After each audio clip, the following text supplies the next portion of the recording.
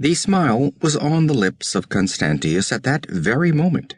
He sat his horse among a cluster of his men, thick-bodied Shemites with curled blue-black beards and hooked noses.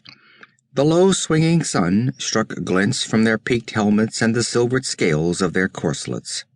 Nearly a mile behind, the walls and towers of Khauran rose sheer out of the meadowlands.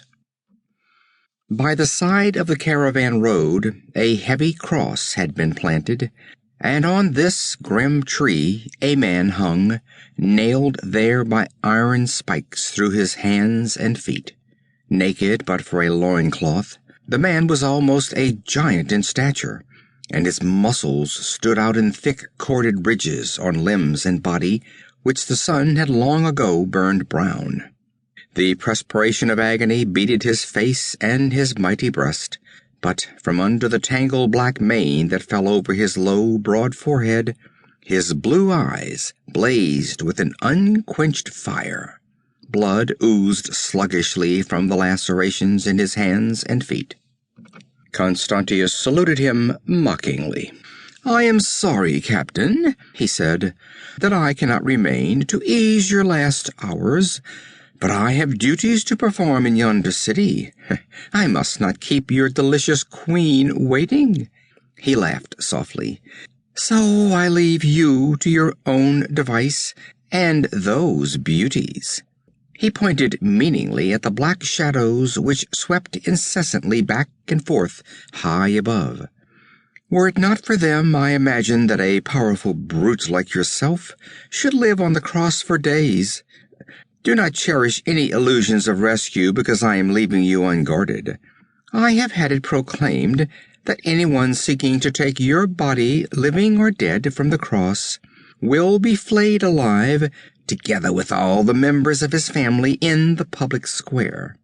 I am so firmly established in Khauran that my order is as good as a regiment of guardsmen. I am leaving no guard, because the vultures will not approach as long as anyone is near, and I do not wish them to feel any constraint. And that is also why I brought you so far from the city. These desert vultures approach the walls no closer than this spot. And so, brave captain, farewell. I will remember you when, in an hour, Taramis lies in my arms." Blood started afresh from the pierced palms as the victim's mallet-like fists clenched convulsively on the spike-heads. Knots and bunches of muscle started out of the massive arms, and Conan beat his head forward and spat savagely at Constantius's face. The voivode laughed coldly, wiped the saliva from his gorget, and reined his horse about.